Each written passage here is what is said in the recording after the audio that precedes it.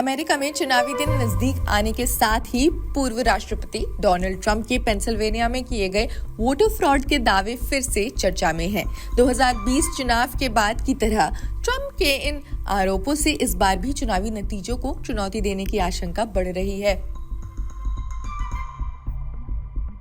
Protect democracy से जुड़े कार्यकर्ता काइल मिलर का कहना है कि ट्रंप इस तरह की बयानबाजी पर भविष्य में नतीजों को खारिज करने की भूमिका तैयार कर रहे हैं। खैर, पेंसिल्वेनिया में हुए जांचों में किसी भी तरह के अवैध वोट का सबूत तो नहीं मिला है। फिर भी ट्रंप ने इन चुनावों में धोखाधड़ी के आरोप लगाए हैं और अपराधियों पर मुकदमा चलाने की भी मांग कर दी है। पेंसिल्वेनिया और अन्य महत्वपूर्ण राज्यों में भी माहौल गर्म है और दोनों ही पार्टियां संभावित कानूनी लड़ाई के लिए तैयार हो रही हैं, जो सुप्रीम कोर्ट तक भी जा सकती है। ये कोर्ट फिलहाल 6 से 3 के कंजर्वेटिव बहुमत में है, जिससे चुनाव के बाद की स्थिति और भी संवेदनशील बनती दिख रही है। 2024 के यूएस इलेक्शंस की बात करें तो कई मुद्दे हैं जो दोनों के बीच में एक कड़ा मुकाबला पैदा कर रहे हैं, चाहे वो यूएसए की इकोनॉमी की बात हो, इमिग्रेशन लॉज, अबॉर्शन लॉज या विदेश नीति की बात हो। डोनाल्ड ट्रंप और कमला हैरिस के बीच में फासला घटता जा रहा है। क्या ये तमाम मुद्दे यूएस के इलेक्शंस को किसी तरह से प्रभावित कर सकते हैं? So I get it. Why people are looking to shake things up. Donald Trump की बात करें तो 2017-21 में अपने कार्यकाल के दौरान उन्होंने बड़े कारोबारियों को या अमीरों के लिए टैक्सेशन में कटौती की थी। ट्रंप अब सभी अमेरिकी आयात पर 10% से ज्यादा टैरिफ लगाने का प्लान बना रहे हैं ताकि वो अमेरिकियों के लिए टैक्स घटा सके। उन्होंने अमेरिका को दुनिया की क्रिप्टो राजधानी बनाने का वादा कर दिया है। सितंबर में अपने बेटे के साथ क्रिप्टो करेंसी प्लेटफॉर्म को उन्होंने लॉन्च किया। हैरिस मध्यम वर्ग को सहारा देने के लिए एक अपॉर्चुनिटी से भरी इकोनॉमी को बनाने का वादा कर रही हैं। अमीरों के लिए मामूली टैक्स बढ़ाने का सुझाव दिया है और बच्चों के लिए टैक्स क्रेडिट, पहली बार घर खरीदने वालों की मदद और छोटे व्यापारों के लिए समर्थन देने की बात सामने रख रही हैं। इमिग्रेशन लॉज पे आते हैं। ट्रंप का रुख साफ है। इमिग्रेशन पर उनका सख्त रुख अपनाने की बात करते हुए वो फिर से चुने जाने पर लाखों प्रवासियों को देश से निकालने का आदेश देने की योजना बनाते आए हैं और अब भी वो इसी रुख पर अडिग है। उन्होंने प्रवासियों पर आरोप लगाया है कि वे देश को दूषित कर रहे हैं। हैरिस अवैध रूप से देश में प्रवेश करने वालों के लिए सख्त नियमों की बात तो कर रही हैं, चेतावनी दी है कि ऐसे लोगों के लिए परिणाम सही नहीं होंगे। इस नीति के लिए उनका भी सिमिलर ही अंदाज है। उन्होंने जो बाइडेन के उस प्लान का समर्थन किया है जिसमें सीमा पर सुरक्षा बढ़ाने के लिए निवेश शामिल है।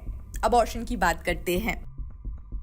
हैरिस चाहती हैं कि अबॉर्शन के अधिकारों को एक संघीय कानून के जरिए सुरक्षित किया जाए। जुलाई में उन्होंने कहा था, जब मैं राष्ट्रपति बनूंगी तो हर राज्य में पर्सनल लिबर्टीज के लिए काम करूंगी, उन्हें संरक्षित करने वाला कानून पास करूंगी। कानून पास करने के लिए उन्हें सिर्फ डेमोक्रेटिक बहुमत नहीं बल्कि 50 सेनेटरों का भी समर्थन चाहिए ताकि फिलिबस्टर को हटाया जा सके। समर्थन में 2022 की पहल भी शामिल है। हैरिस ने विमेन हेल्थ प्रोटेक्शन एक्ट का समर्थन किया था, जो राज्यों के अबॉर्शन पर लगाए गए कुछ प्रतिबंधों को रोकता, और 2022 में भी इसका समर्थन दोहराया।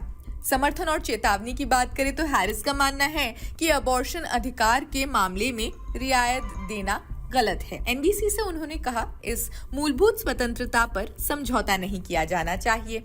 वहीं दूसरी ओर ट्रंप का कहना है कि अबॉर्शन का फैसला राज्यों को करना चाहिए। उनके मुताबिक अगर वो फिर से चुने जाते हैं तो राज्यों को अबॉर्शन पर प्रतिबंध लगाने की पूरी आजादी देंगे। ट्रंप ने सुप्रीम कोर्ट के 3 जज नील गोर्सच, ब्रेट कवानो और एमी कोनी बैरेट इनकी नियुक्ति की, जिन्होंने रो वर्सेस वेड को पलटने की भूमिका निभाई।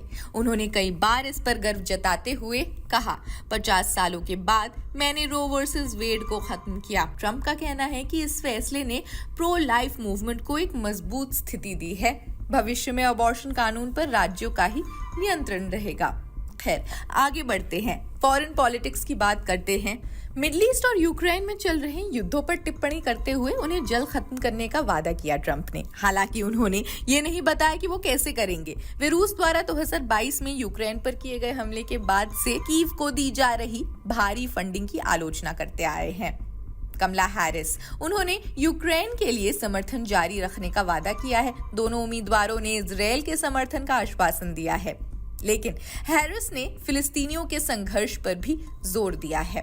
खैर, आगे बढ़ते हैं और सबसे महत्वपूर्ण क्लाइमेट की बात करते हैं। जलवायु परिवर्तन को धोखा कहने वाले ट्रंप का आगे कहना है रिन्यूएबल एनर्जीज और इलेक्ट्रिक वाहनों के लिए सब्सिडीज को खत्म करेंगे, क्योंकि वे व्यवसायों को नुकसान पहुंचाते हैं। उनका मानना है ड्रिल बेबी ड्रिल, इस नीति से तेल की खोज बढ़ाई जानी चाहिए और वे फिर से पेरिस क्लाइमेट कन्वेंशन से अमेरिका को बाहर करेंगे। कमला हैरिस ने बाइडेन के इन्फ्लेशन रिडक्शन एक्ट का समर्थन किया है, जिसने ग्रीन एनर्जी में निवेश को बढ़ावा दिया है। उनके प्रचार अभियान के अनुसार वे अमेरिका की अंतर्राष्ट्रीय जलवायु नेतृत्व को जारी रखने और उसे और मजबूत बनाने के लिए प्रतिबद्ध है। खैर, इन 5 मुद्दों पर ट्रंप और हैरिस का क्या रुख है, ये हमने आपको बताया। आप अपने विचार कमेंट सेक्शन में जरूर बताएं। देश दुनिया की अन्य खबरों के लिए भी जुड़े रहिए जनसत्ता के साथ। शुक्रिया।